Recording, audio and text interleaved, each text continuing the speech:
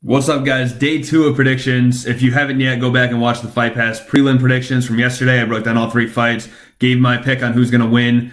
Today we're talking about Fox Sports 1 prelim. So 4 fights today, and then Monday through Saturday leading up to Fight Night UFC 205 on Saturday, November 12th. We'll be doing a day-by-day breakdown of every single main card fight, so there'll be one sort of fight prediction per day. Make sure you subscribe, check all that stuff out. Head over to MMAmad.com. We'll be posting them there. We'll be doing all your fight week coverage there as well, so make sure you check out the website as well. And then, of course, social media, MMA Mad Official on Facebook and Twitter. You can find me on Twitter at Nick Rizner MMA. Let's get to the fights, though. First up, we've got Belal Muhammad versus Vicente Luque. Belal was supposed to be fighting Lyman Good, not really sure. But he actually failed the drug test 10 days out, I believe, so he got replaced by Vicente. I think Belal is the top prospect at welterweight right now. He's well-rounded. He's got tons of heart. Very exciting style as well. You know, he lost to Alan Jouban in his UFC debut, but that was an extremely exciting fight. It was actually, in a lot of ways, even though it was a loss, it was an important fight for him to sort of get some eyes on him because it was such a great back-and-forth fight. He actually almost came back in the 3rd round and won that one. So it was a loss, but it was still impressive. Came back, won his next fight via knockout.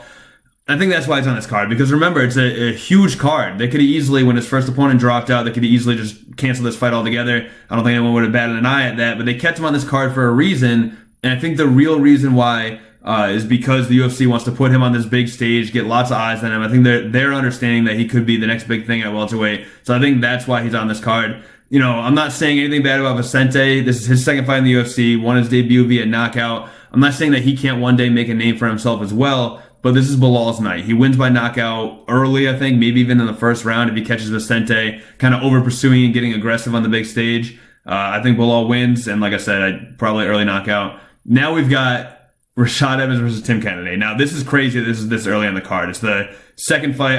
I mean technically 5th if you count the Fight Pass fights, but 2nd fight on the television prelims. This would be a main event on most fight nights, especially like 2 years ago. This could almost headline a pay-per-view. Maybe co-main event. Headline might be a little ambitious without it being for a title or anything like that, but crazy this is this low on the card. It's more of a testament to how crazy this card is, to be honest. But Evans is coming off back-to-back losses to Ryan Bader and Glover Teixeira. He won his fight before that over Chael Sonnen, but that was all the way back in November of 2013. So it's been a while since he's sort of come back off that layoff. He hasn't done so high. He's lost, like I said, 2 for 2. He lost back-to-back fights.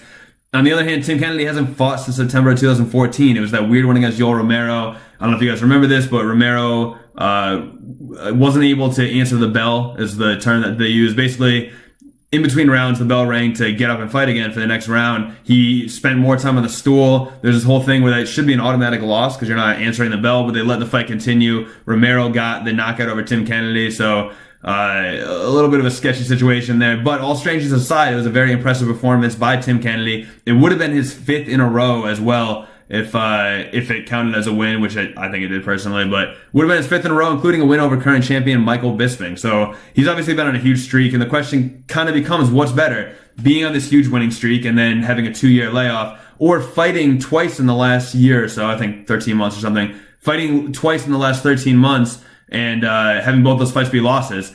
I'm going with Kennedy. I think that he's one of the best middleweights in the world right now. I think he's being left out of that discussion because of his layoff. I don't know. I think it goes the distance, but I do think Kennedy gets his hand raised at the end of it. So Tim Kennedy in that 2nd fight, Belal Muhammad in the 1st one as a reminder. Next up, we've got a huge lightweight matchup between Khabib Nurmagomedov and Michael Johnson. Johnson's coming off that monster win over Dustin Poirier. He had that war with Nate Diaz prior to that. So he's kind of been at his prime recently. I mean, that was a loss to Diaz, but still, fight of the night, really good fight. I think he's kind of reaching his perfect best self, you could say. But as dangerous as he is, Khabib is the best fighter in the world. You know, he had that last fight against Darrell Horcher where it kind of took him a while to adjust. He had a layoff before that, which could kind of explain that away.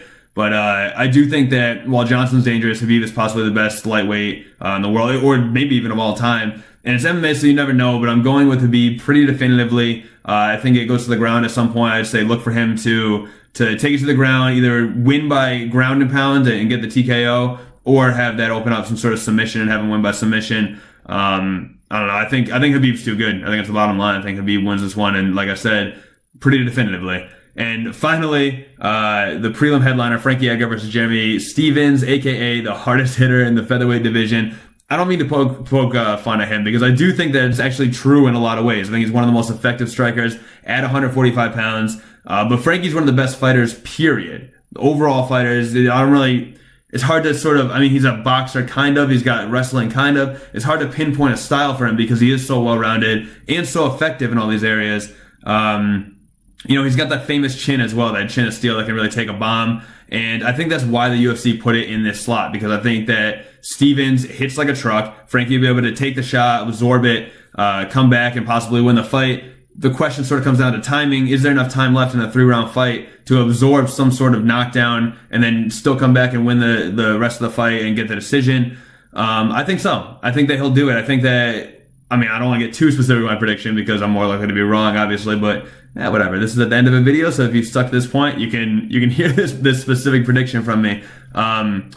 I think this is exactly what happens. I think Jeremy Stevens lands a bomb, rocks Frankie, maybe even drops him, gets over anxious, comes out, tries to get a fast finish, and really pours himself on, but then gasses out ultimately. So we've seen this happen a bunch of times with Frankie Edgar. He'll do like a backwards somersault, recover somehow, and then just like come back and win the fight, which is miraculous, but that's what he does. That's sort of his bread and butter. That's what he's always done. I think refs know that, so they give him extra chance to recover as well. I think Jeremy Stevens lands a bomb early, tires himself out going for that finish, and then loses rounds 2 and 3. I think it goes to decision. I think it'll be an extremely exciting decision. I don't mean that in any way to say it's not going to be an exciting fight. I think it'll be a really, really good fight. Arguably one of the best fights on the card, which is a huge compliment when you have a card this stacked. The main card's ridiculous. The fights we've gone through so far are ridiculous. It's one of the best fight cards. Actually, scratch that. It's the best fight card of all time, best event that the UFC's ever put on. And I think this could be fight of the night, which is saying a lot. By the way, fight of the night should be like $100,000, because if you can beat out all these other matchups, that's extremely impressive. But that does it for these predictions. I'm going to get out of here. Tomorrow, I will have Misha Tate versus Raquel Pennington for you guys.